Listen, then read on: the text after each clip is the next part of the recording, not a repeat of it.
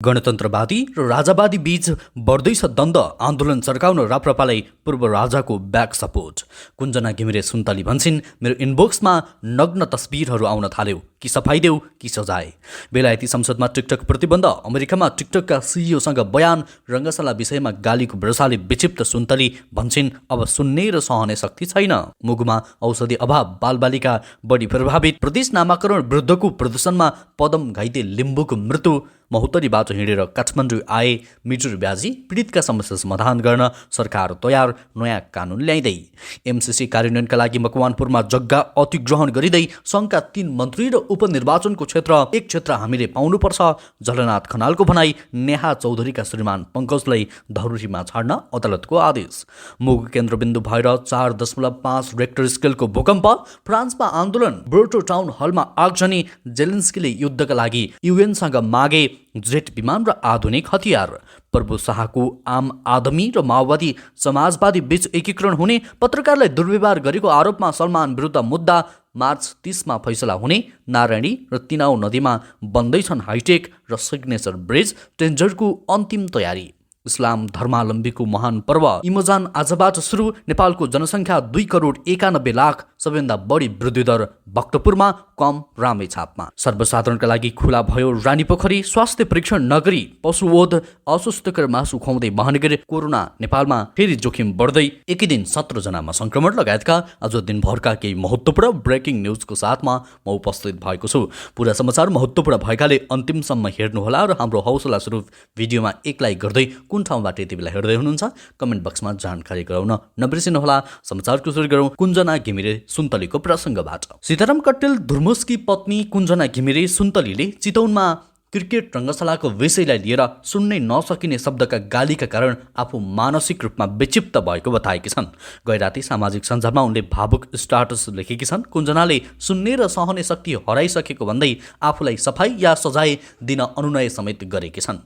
राज्यसँग धेरै मन दुखेको छ भन्दै कुञ्जनाले लेखेकी छन्, अबको हरेक वार्ता खुलेआम रङ्गशालाको मैदानमा गरियोस्, नाकि बन्द कोठामा। मलाई मेरो इनबक्समा नग्न तस्बिरहरू पठाउन सुरुवात भएको छ। विभिन्न तुच्छ गालीको वर्षा भइरहेको छ। म पनि मान्छे हुँ, धेरै मन दुखेको छ राज्यसँग र राष्ट्रसँग। यो पनि पढ्नुहोस्। चितवनको क्रिकेट रङ्गशालामा अलपत्र पार्नेहरू, बागमती सरकारले कबुल्यो 30 करोड, दियो 3 करोड, उनले थपेकी छन्। धुर्मुसजीले केही समय धैर्य गर भन्दै गर्दा यतिका समय सुन्नै नसकिने शब्दहरूका गाली गुलाइज सहँदै आए र आज म मानसिक यातनाले विक्षिप्त भएकी छु।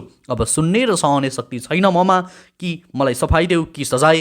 तर जे गर्छौ छिटो गर। चितवनको रङ्गशाला निर्माणका क्रममा यसका पहलकर्ता धुर्मुसलाई 18 करोडभन्दा बढी ऋण लागेको छ। रकम अभाव भएपछि उनले उधारोमा सामान झारेर काम गर्दा सो ऋण लागेको हो। सहयोगका लागि कबुल गर्नेहरूले पनि अहिले व्यवस्था गरेको उनी बताउँदछन्। दर्शकबिन, रङ्गशालाको विषयमा तपाईँको धारणा के छ कृपया कमेन्ट गर्नुहोला। त्यस्तै अब अर्को प्रसङ्ग। पूर्व राजा ज्ञानेन्द्र शाहले राप्रपालाई शीर्ष नेताहरूलाई बोलाएर राजतन्त्रको पक्षमा माहौल बनाउन सुझाव दिएका छन्। झापामा भेट्न पुगेका नेताहरूलाई पूर्व राजाले राजतन्त्रको पक्षमा राप्रपा प्रमुख शक्ति रहेकाले सो पार्टीले एजेन्डा स्थापित गर्न पहल कदमी लिनुपर्ने सुझाएका हुन्। भेटको क्रममा देशको वर्तमान राजनैतिक परिस्थिति बिग्रदै गएकाले अब पनि राजावादी शक्ति चुप लागेर बस्न नहुने धारणा पूर्व राजाले राखेका थिए। स्रोतका अनुसार भेटका क्रममा पूर्व राजाले सुरुमा वर्तमान राजनैतिक परिस्थिति बिग्रेको भन्दै चिन्ता जाहेर गरेका थिए। राप्रपा अध्यक्ष राजेन्द्र लिङ्गदेल, निर्देशक समितिका अध्यक्ष डाक्टर प्रकाश चन्द्र रोहनी, उपाध्यक्ष रविन्द्र मिश्र र महामन्त्री डाक्टर धौल शमशेर राणासहित अन्य केही राजावादी सहभागी उक्त भेटमा पूर्व राजाले अब चुप लागेर बस्न नहुनेमा जोड दिएका छन्। प्रधानमन्त्री पुष्पकमल दाहाल प्रचण्ड नेतृत्वको सरकारमा झन्डै 1.5 महिना रहेर बाहिरिएको राष्ट्रिय प्रजातन्त्र पार्टी पछिल्लो समय सरकार र नेकपा माओवादी केन्द्रप्रति आक्रामक हुन थालेको छ। राप्रपा मात्रै होइन, पछिल्लो समय राजावादी समूह र गणतन्त्रवादी समूहबीच द्वन्द्व बढेको जस्तो देखिन थालेको छ। त्यस्तै नेकपा एकीकृत समाजवादीका सम्मानित नेता झलनाथ खनालले सङ्घमा आफूहरूले 3 मन्त्रालय पाउनुपर्ने दाबी गरेका छन्। मन्त्रालयमा भागभन्डा नमिलेर सरकार विस्तारमा ढिलाइ भइरहेका बेला कार्यकर्तालाई प्रशिक्षण दिन 5 थर सदरमुकाम फिदिम पुगेका खनालले 3 सङ्घमा 3 मन्त्रालय र उपनिर्वाचनका लागि एउटा ठाउँ आफूहरूले पाउनुपर्ने बताएका हुन्। खनालले भने सङ्घीय सरकारमा हामीलाई 3 मन्त्रालय दिनुपर्छ, अब हुने 3 ठाउँको उपनिर्वाचनमा 1 ठाउँ हामीलाई दिनुपर्छ। तत्कालीन नेकपा नेतृत्वको सरकार विघटन भएपछि देश अस्थिरतातर्फ गएको उनको भनाइरहेको थियो। सरकार निर्माणका लागि पनि धेरै माथापच्ची गर्नुपर्ने अवस्था रहेको र उनको यो भनाइरहेको छ। उनले बताए 4 दिनमा सरकार बन्ने बताएका खनालले यो सरकार पनि कहिलेसम्म टिक्ने भन्ने टुङ्गो नभएको बताएका थिए। त्यस्तै बेलायती संसदले सुरक्षाको कारण देखाउँदै चिनिया सोसल मिडिया एप टिकटकमाथि प्रतिबन्ध लगाएको छ। यो प्रतिबन्धसँगै अब बेलायतको संसदमा टिकटक प्रयोग गर्न पाइने छैन। संसदको वाइफाईमै टिकटक बन्द गरिएको छ भने सांसदका सहयोगीहरूलाई दिएको डिभाइसमा समेत टिकटक नचल्ने बनाइएको छ। संसदका एक प्रवक्ताले बेलायत सरकारले सुरक्षा सम्बन्धी समीक्षा गरेपछि मन्त्री तथा सांसदहरूले आफ्नो डिभाइसमा टिकटक खोल्न नपाउने भएको निर्णय गरेका छन्। तर टिकटकले भने एक वक्तव्य जारी गर्दै हचुवाका भरमा बेलायतले यस्तो निर्णय लिएको आरोप लगाएका छन्।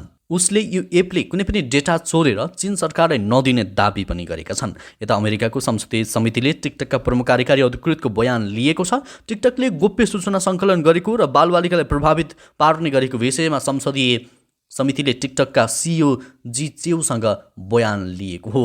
त्यस्तै सरकारले आफ्नो मातहतमा रहेका अस्पतालहरूले 93 प्रकारको औषधि सेवाग्राहीलाई निःशुल्क दिनुपर्ने प्रावधान राखेको छ। सरकारले यस्तो प्रावधान राखे पनि अझै धेरै अस्पतालहरूमा निःशुल्क पाइने औषधिको चरम अभाव छ। मुगु जिल्लाको छिनीमा रहेको जिल्ला अस्पतालमा पनि निःशुल्क पाइने औषधि अभाव हुँदा उपचार गर्न आउने अधिकांश बिरामी मर्कामा परेका छन्। 15 शय्याको क्षमता रहेको मुगुको जिल्ला अस्पतालमा रुगाखोकी, बादरोग, ज्वरो, टाउको दुख्ने लगायतका बिरामीको चाप बढे पनि अस्पतालको फार्मेसीमा औषधि नहुँदा उपचारमा आउनेहरू समस्यामा परेका हुन्। निःशुल्क पाइने औषधि अस्पतालमा नहुँदा सेवाग्राही चर्को मूल्यमा निजी फार्मेसीबाट औषधि किन्न बाध्य छन्। सरकारले अनुदान स्वरूप दिएको औषधि उपलब्ध नहुँदा सहज रूपमा उपचारमा कठिन भएको स्थानीयको दुखेसो रहेको छ। मौसम परिवर्तन हुने समय भएकाले अस्पतालमा हिजो आज बिरामीको सङ्ख्या निकै बढेको चिकित्सकहरूको भनाइरहेको छ। त्यस्तै प्रदेश नम्बर 1 पुनः नामाङ्कन संयुक्त सङ्घर्ष समितिले आयोजना गरेको प्रदर्शनको क्रममा घाइते भएको एकजनाको उपचारको क्रममा निधन नै भएको छ। चैत 5 गते विराटनगरमा प्रदर्शनका क्रममा लाठीबाट टाउकोमा गम्भीर चोट लागेका बिपी कोइराला स्वास्थ्य विज्ञान प्रतिष्ठानमा उपचाररत लाजेहाङ सुब्का बा लिम्बुको निधन भएको हो। गए राति 2:30 बजे उपचारकै क्रममा उनको निधन भएको जनता समाजवादी पार्टी जलसपा नेपालका केन्द्रीय सदस्य तथा लिम्बुवान राष्ट्रिय समितिको उपाध्यक्ष जेन्टल लाउतेले जानकारी दिएका छन्। कोशी प्रदेशको नाम खारेज गरी पहिचानसहितको पुनः नामाकरणको मागसहित प्रदेश नम्बर 1 पुनः नामाङ्कन संयुक्त सङ्घर्ष समितिले प्रदर्शन गरेको थियो। यसै क्रममा प्रहरी र आन्दोलनकारी बीच झडप हुँदा लिम्बू घाइते भएका थिए। त्यस्तै मिटर ब्याज विरुद्ध आन्दोलनरत किसानका समस्या समाधान गर्न सरकारले पहल थालेको छ। महोत्तरीको बर्दिवासदेखि काठमाडौँसम्मको यात्रामा निस्किएका मिटर ब्याजी पीडित किसानका समस्या समाधान गर्न तथा घर फर्किन गृह सचिव मार्फत प्रधानमन्त्री पुष्पकमल दाहाल प्रचण्डले निर्देशन दिएको उनका प्रेस संयोजक सूर्यकिरण शर्माले जानकारी दिएका छन्। सरकारलाई पीडा सुनाउन मिटर ब्याज पीडितहरू बर्दिवासबाट पैदलै काठमाडौँ सोही निर्देशन बमोजिम मकवानपुरका प्रमुख जिल्ला अधिकारी राजेन्द्र देव पाण्डेले किसानसँग छलफल गरी सरकार कानुन बनाउने काममा लागेको र मिटर ब्याजी विरुद्ध सरकारले मुद्दा समेत चलाइरहेको उल्लेख गरे। घर फर्किन आवश्यक सहयोग गर्ने समेत उनले प्रतिबद्धता व्यक्त गरेका छन्। प्रजीय पाण्डेसँगको छलफलमा पीडित किसानले आफूहरूसँग एउटा अभियानमा भएको र कानुन नबन्दासम्म नफर्कने बताएका छन्।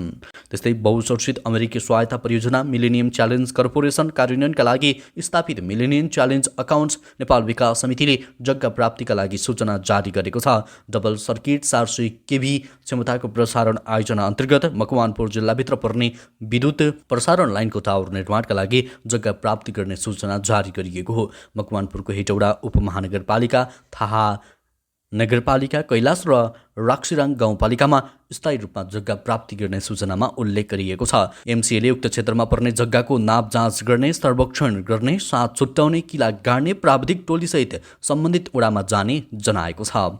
जस्तै प्रभु शाह नेतृत्वको आम जनता पार्टी र नेपाल कम्युनिस्ट पार्टी माओवादी समाजवादी बीच पार्टी एकता हुने भएको छ। आज बिहान 11 बजे अनामनगर स्थित किम्ची बैङ्किटमा एकता सभाको आयोजना गरिएको प्रवक्ता चन्द्रभूषण शाहले जानकारी दिएका छन्। नेकपा एमाले परित्याग गरी अलग्गै पार्टी खोलेका शाह यतिखेर सत्तारूढ गठबन्धनमा आबद्ध रहेका छन्। त्यस्तै बम्बई उच्च अदालतले अप्रिल 2019मा एक पत्रकारसँग कथित दुर्व्यवहारको सम्बन्धमा अभिनेता सलमान खानको पुनरावेदनमा मार्च 30मा आफ्नो फैसला सुनाउने भएको छ।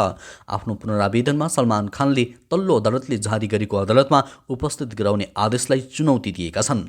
समाचार एजेन्सी पिटिआईका अनुसार उक्त अदालतले बिहिबार दुवै पक्षको तर्क सुनेर माघ 30सम्मको लागि आफ्नो फैसला सुरक्षित राखेको छ।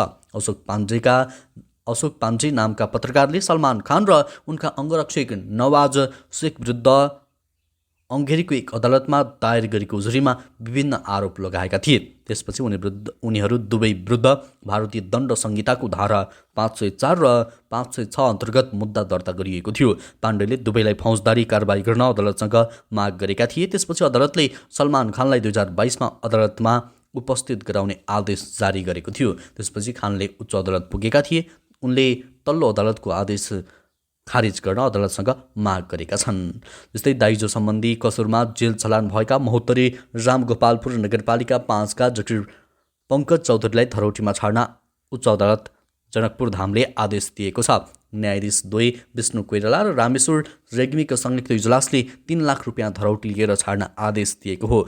स्रोतका अनुसार उनी आज धरौटी बुझाएर रिहा हुनेछन्। श्रीमती नेहा चौधरीले पङ्कज, उनका बुवा, आमा, बहिनीसहित 5 जना विरुद्ध दाइजो र घरेलु हिंसा लगायतमा मुद्दा दायर गरेकी थिइन्। सो मुद्दामा पक्राउ परेका पङ्कज पुस 22 गते जिल्ला अदालत महोत्तरीको आदेशमा पूर्वपक्षका लागि जेल गएका थिए। पङ्कजका बुवा 60 वर्षीय रामप्रवेश चौधरी पनि पूर्वपक्षका लागि गत फागुन 30 गतेदेखि जलेश्वर कारागारमा रहेका छन्। आमा, बहिनी र ज्वाइँ भने घर छाडेर हिँडेका छन्। त्यस्तै राजधानीमा दैनिक करिब 750 हाराहारीमा राँगा वध गरिन्छ। करिब 2000 को सङ्ख्यामा खसी बोका वध गर्ने गरेका छन्। दैनिक हजारौँ कुखुरा वध गरिन्छ। तर अचम्म महानगरमा हरेक दिन सयौँको सङ्ख्यामा पशु चौपाया वध गरिँदा त्यसको कुनै स्वास्थ्य परीक्षण नै गरिएको छैन। केवल वर्षमा एकपटक दशैँमा मात्र स्वास्थ्य परीक्षण गरेको चौपाएको मासु खान पाइन्छ। पछिल्लो समय मासु पसल अनुगमनमा महानगरले अलि चासो दिन थालेको छ। हाम्रो चाहना महानगरवासीलाई स्वस्थ मासु खुवाउने हो। कसरी खुवाउने भन्ने विषयमा बल्ल अनुगमन गर्न थालेका छौँ। कामपा कृषि तथा पशुपक्षी विकासका निर्देशक बलराम त्रिपाठीले भन्नुभयो, महानगरसँग पशु चिकित्सक छन्, उहाँहरूबाटै मासु निरीक्षण जारी राखेका छौँ। उहाँको भनाइ छ, पशु चिकित्सक द्वय डाक्टर अवधेश झा र डाक्टर पूजा खनालले मासु पसलको अनुगमन गरिरहेको पनि जानकारी दिनुभएको छ। त्यस्तै राष्ट्रिय जनगणना 2078 को नतिजा सार्वजनिक भएको छ। सोल्टी होटलमा आयोजित एक कार्यक्रममा प्रधानमन्त्री पुष्पकमल दाहाल प्रचण्डले राष्ट्रिय जनगणना 2078 को नतिजा सार्वजनिक गरेका हुन्। राष्ट्रिय जनगणना 2078 अनुसार जनगणना सन्दर्भ दिन 2078 साल मङ्सिर 9 गते नेपालको जनसङ्ख्या 2,91,64,578 रहेको छ, जसमध्ये पुरुषको सङ्ख्या 1,42,53,551 48.98% र महिलाको सङ्ख्या 1,49,11,027 51.02% रहेको छ। जसअनुसार लैङ्गिक अनुपात अर्थात् प्रति 100 जना महिलामा पुरुषको सङ्ख्या 95.59 जना रहेको छ। राष्ट्रिय योजना आयोगले केन्द्रीय तथ्याङ्क विभाग मार्फत 25 कार्तिकदेखि 9 मङ्सिर 2078 सालको जनगणना सङ्कलन गरेको थियो। त्यसको प्रारम्भिक नतिजा गत वर्ष माघमै सार्वजनिक गरिएको थियो। प्रारम्भिक रिपोर्टमा नेपालको जनसङ्ख्या 2,91,92,480 रहेको थियो। नेपालमा हरेक 10 वर्षमा राष्ट्रिय जनगणना हुँदै आएको छ। त्यस्तै रानीपोखरीको प्रसङ्ग, रानीपोखरी पुनर्निर्माणपछि पहिलोपटक सर्वसाधारणको लागि खुला गरिएको छ। महानगर प्रहरीले सरसफाई गरेर बुधबारबाट सर्वसाधारणको लागि रानीपोखरी खुला गरेको काठमाडौँ महानगरपालिकाका प्रवक्ता नवीन मानन्धरले जानकारी दिनुभएको छ। मानन्धरका अनुसार रानीपोखरीमा अब सर्वसाधारण बिना टिकट अवलोकन गर्न जान पाउनेछन्। पुनर्निर्माणपछि महानगरले बारम्बार सर्वसाधारणलाई खुलाउन पहल गर्दै आएको थियो। बुधबारबाट औपचारिक रूपमा खुले पनि आजबाट मान्छेहरू रानीपोखरीमा जान थालेका छन्, प्रवक्ता मानन्धरले भने। मुगुको भी केन्द्रबिन्दु भएर भूकम्प गएको छ। राष्ट्रिय भूकम्प मापन तथा अनुसन्धान केन्द्र लैनचौरका अनुसार मुगुको भी केन्द्रबिन्दु भएर आज बिहान 9:51 जाँदा 4.5 रेक्टर स्केलको भूकम्प गएको हो। उक्त भूकम्पको धक्का सुदूरपश्चिमका विभिन्न जिल्लामा महसुस गरिएको छ। पछिल्लो समय नेपालको पूर्वी तथा पश्चिमी केन्द्रबिन्दु भएर भूकम्प जाने क्रम बढेको छ। जस्तै इस्लाम धर्मावलम्बीहरूको महान पर्व रमजान आजदेखि सुरु भएको छ। 1 महिनासम्म चल्ने यो पर्वमा मुसलमान समुदाय दिनमा निराहार बस्छन्। रोजा बस्न मुसलमान समुदायले उर्दू क्यालेन्डर अनुसार शुक्रबार बिहान 4:10 बजेदेखि बेलुका 6:20 बजेसम्म निराहार रोजा बस्नुपर्छ। शरीरलाई चोखो राखेर मात्र रोजा बस्नुपर्छ। रोजाको समय दैनिक सूर्य उदाउने र अस्ताउने समयसँगै समय तालिका पनि परिवर्तन भइरहन्छ। रोजा बस्न बिहान तोकिएको समय अगावै बेलुका तोकिएको समय अगावै आहार लिने गर्दछन्। रजमान उर्दू क्यालेन्डर अनुसार हिजरी सम्बत 1444 हो भने रमजान महिनामा नै मुसलमान समुदायले सबैभन्दा ठुलो ग्रन्थ कुरान अवतरण भएको हो भने यो महिनामा अल्लाहको कृतज्ञता प्राप्त हुने विश्वास गरिन्छ। त्यस्तै नेपालमा कोरोना भाइरसको जोखिम फेरि बढ्न थालेको छ। शून्यमा झरेको सङ्क्रमण हिजो एकै दिन 17 जनामा देखिएको हो। स्वास्थ्य तथा जनसङ्ख्या मन्त्रालयका अनुसार 1454 जनामा गरिएको परीक्षणमा 17,000 जनामा सङ्क्रमण देखिएको छ। चैत 7 र 8 गते भने शून्य सङ्क्रमित रहेका थिए। चैत 7 गते 909 र चैत 8 गते 1387 जनामा कोरोना परीक्षण गरिएको थियो। सक्रिय सङ्क्रमितको सङ्ख्या 30 रहेको बताइएको छ। एपिडेमियोलोजी तथा सरुवा रोग नियन्त्रण महाशाखाका निर्देशक डाक्टर चुमनलाल दासले भारतमा कोरोना भाइरसको सङ्क्रमण बढिरहेकाले त्यसको प्रभाव नेपालमा परेको बताए। उहाँले खुला सीमाबाट सङ्क्रमित नेपाल आइरहेकाले सीमा नाकामा परीक्षणलाई कडाइ गरिएको बताए। उनले जनस्वास्थ्यका मापदण्ड र अतिरिक्त खोप लगाउन पहल आग्रह पनि गरे। त्यस्तै युक्रेनी राष्ट्रपति भोलोदिमिर जेलेन्स्कीले युरोपीय राष्ट्रहरूसँग युद्धका लागि जेट विमान, लामो दूरीका मिसाइल र आधुनिक हतियार सहयोग गर्न माग गरेका छन्। उनले युरोपेली नेताहरूसँग लामो युद्धका लागि तत्काल आफ्ना सेनालाई हात हतियार उपलब्ध गराउन अनुरोध गरेका हुन्। रेलमा यात्रा गरिरहेको बखत भिडियो मार्फत उनले यस्तो सन्देश पठाएका हुन्। आधुनिक एयरक्राफ्ट चाहिएको र त्यो सेनासम्म पुर्याउन ढिलाइ गर्न नहुने उनले बताएका छन्। यति बेला साता र महिना मात्रै नभई एक दिन पनि महत्त्वपूर्ण भएको बताउँदै उनले शीघ्र संयुक्त सहकार्य गरेमा धेरै जनधनको क्षतिबाट बस्न सकिने तर्क उनको रहेको छ। त्यस्तै पेन्सनको उमेर बढाउने योजनालाई लिएर फ्रान्समा जारी आन्दोलनको बीच ब्रोडो टाउन हलमा आगजनी गरिएको छ। सेना निवृत्तिको उमेर 2 वर्ष बढाएर 64 वर्ष पुर्याउने कानुनले विरोध प्रदर्शन सुरु भएको हो। अघिल्लो दिनको विरोध र झडपपछि बिहिबार साँझ दक्षिण पश्चिमी सडक ब्रोडोको टाउन हलको अगाडिको ढोकामा आगो लगाइएको हो। आग लागि को जिम्मेवार थिए भन्ने स्पष्ट हुन सकेको छैन, तर आगोलाई दमकलले तुरुन्तै निभाएको थियो। यहाँको गृह मन्त्रालयको तथ्याङ्क अनुसार बिहिबार फ्रान्सभरि 10 लाखभन्दा बढी मानिस सडकमा उत्रिएका थिए, जसमा पेरिसमा मात्रै 1,19,000 सहभागी थिए। प्रहरीले राजधानीमा प्रदर्शनकारीमाथि अश्रु ग्यास प्रहार गरेको छ भने देशभरबाट 80 जनालाई पक्राउ गरिएको छ। हवस् त दर्शकवृन्द, यो खबर सँगसँगै अहिलेलाई केही चर्चामा रहेका महत्त्वपूर्ण खबर अपडेटहरू यति नै। पलपलको न्युज अपडेटका लागि हामीले लाइक, कमेन्ट, सेयर अनि सजेस्ट गर्दै गर्नुहोला। हवस् त अहिलेलाई भने लगायत हाम्रो सम्पूर्ण टिमलाई बिदा दिनुहोस्। नमस्कार। तपाईँको बाँकी पल शुभ बितोस्।